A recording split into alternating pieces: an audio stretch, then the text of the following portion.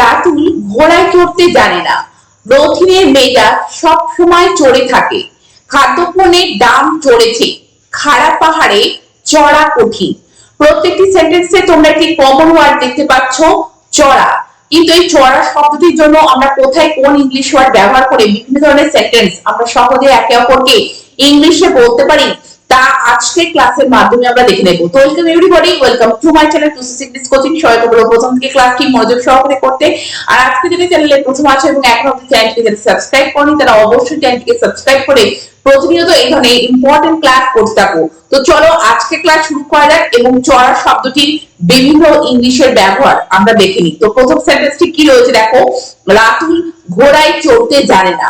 তো দেখো চড়তে জানে না, কিন্তু দেখো ঘোড়ায় চড়তে জানে না। তো ঘোড়ায় চড়াকে আমরা ইংলিশে কিভাবে বলতে পারি? Ratul does not know how to ride a horse. Ratul does not know how to ride a horse. তো দেখো রাইড, এই রাইড শব্দটিকে ব্যবহার করতে হবে চড়া ক্ষেত্রে, ঘোড়ায় চড়ার ক্ষেত্রে রাইড শব্দটিকে ব্যবহার করতে হবে। এবং জানে না, ডাজ নট নো। তো Ratul third person singular number, সেই জন্য সিম্পল প্রেজেন্টে রয়েছে বলে সেন্টেন্সটিকে ডাজ নট নো। পরের সেন্টেন্সটিকে দেখো, আমরা আন্দামানে যাওয়ার জন্য জাহাজে চড়েছিলাম। তো দেখো জাহাজে চড়া, তো সেটাকে আমরা কিভাবে বলতে পারি? We embark the ship to go to the Andaman. We embark the ship to go to the Andaman. তো দেখো জাহাজে চড়াকে আমরা বলতে পারি এম্বার্ক, এবং চড়েছিলাম সেই জন্য দেখো এম্বার্কড। তো ইডি যুক্ত করা আছে, অর্থাৎ সেন্টেন্সটি সিম্পল পাস্টে কিন্তু রয়েছে। পরের সেন্টেন্সটিকে দেখো, রিতম হাওড়ায় ট্রেনে চড়ে বালি চলে গেল। তো বালি চলে গিয়েছিল, তো হাওড়ায় ট্রেনে চড়ে। তো ট্রেনে চড়াকে আমরা কি বলতে পারি? Ritam boarded a train at Howrah and went to Bally. Ritam boarded a train at Howrah and went to Bally. তো দেখো বোর্ড হচ্ছে ট্রেনে চড়া, তো রিতম বোর্ডে, তো ট্রেনে চেপেছিল বা চড়েছিল সেই জন্য বোর্ডে। কোথা থেকে? At Howrah and went to Bali, এবং বালি চলে গিয়েছিল। সেন্টেন্সটি সিম্পল পাস্টে রয়েছে। পরের সেন্টেন্সটিকে দেখো, খাদ্যপণ্যের দাম চড়েছে। তো খাদ্যপণ্যের দাম চড়া মানে কি? খাদ্যপণ্যের দাম বেড়েছে। তো কিভাবে বলবি? the price of foodstuffs has gone up. the price of foodstuff has gone up. তো দেখো go up, তার যে third form go and gone, তো gone up। তো দেখো দাম চড়া, তো বা দাম বাড়া, সেটাকে আমরা কিন্তু go up হিসেবেও কিন্তু ব্যবহার করতে পারি। তো দেখো has gone up, এটি কিন্তু প্রেজেন্ট পারফেক্ট টেন্সে রয়েছে, সেজন্য has এর পরে go and gone, তো gone up। পরের সেন্টেন্সটিকে দেখো, রথিনের মেজাজ সব সময় চড়ে থাকে। তো মেজাজ চড়ে থাকা, সেটিকে আমরা ইংলিশে কিভাবে বলতে পারি?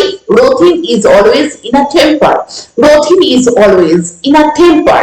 তো দেখো ইন আ টেম্পার, তো কোনো কিছু চড়ে থাকা কিন্তু মেজাজ চড়ে থাকা, তখন আমরা কিন্তু ইন আ টেম্পার এইভাবে কিন্তু বলতে পারি।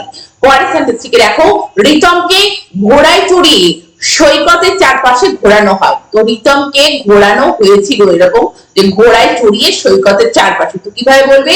Ritam was made to sit on a horse and was taken round the beach. তো Ritam was made to sit on, তো দেখো কাউকে চাপানো, তো সেক্ষেত্রে মেক ওয়াজ মেড, এখানে রিতমকে চড়ানো হয়েছিল, প্যাসিভে করা হয়েছিল, প্যাসিভে এই জন্য আমাদেরকে লিখতে হবে, সেই জন্য Ritam was made to sit কিসের উপর? অন আ হর্স, একটা ঘোড়ার উপরে, and was taken round the beach, এবং তাকে কি হয়? সৈকতের চারপাশে ঘোরানো হয়। পরের সেন্টেন্সটিকে দেখো, রথিন ছেলেবেলায় তাদের চাকরের কাঁধে চড়ে বেড়াতো। তো দেখো কাঁধে চড়ে বেড়ানো, কাঁধে চড়া, তো সেটিকে আমরা কিভাবে বলতে পারি? when Rothin was a child he was carried about on the shoulders of their servant. when Rothin was a child he was carried about on the shoulders of their servant. তো দেখো এখানে ক্যারি অ্যাবাউট মানে কাঁধে চড়িয়ে নিয়ে বেড়ানো বা কাউকে চড়িয়ে নিয়ে বেড়ানো। তো দেখো he was carried about on the shoulders, তো এখানে কাঁধে চড়ানোকে আমরা এখানে কিন্তু ক্যারি অ্যাবাউট বলতেই পারি। এবং এখানে তাকে চড়ানো হতো, সেজন্য প্যাসিভে করা আছে he was carried about, সেজন্য carried এর থার্ড ফর্ম carried about। পরের সেন্টেন্সটিকে দেখো, খাড়া পাহাড়ে চড়া কঠিন। তো পাহাড়ে চড়া, এটাকে আমরা কিভাবে বলতে পারি? it is hard to climb up a steep hill. it is hard to climb up a steep hill. তো দেখো পাহাড়ে চড়া, সেটাকে আমরা কিন্তু ক্লাইম্ব আপ বলতে পারি, পাহাড়ে চড়াকে ক্লাইম্ব আপ বলতে পারি। তো তোমরা দেখলে চড়া শব্দটির জন্য আমরা কত রকমের ইংলিশ ওয়ার্ড বিভিন্ন ক্ষেত্রে ব্যবহার করে বিভিন্ন ধরনের সেন্টেন্স আমরা সহজে একে অপরকে ইংলিশে বলতে পারি। তো তোমরা এই ধরনের সেন্টেন্স একে অপরকে বলে প্র্যাকটিস করতে থাকো এবং চ্যানেলটিকে সাবস্ক্রাইব রেখে প্রতিনিয়ত এই ধরনের ইম্পর্টেন্ট ক্লাস করতে থাকো। Thank you very much, thank you for watching this video.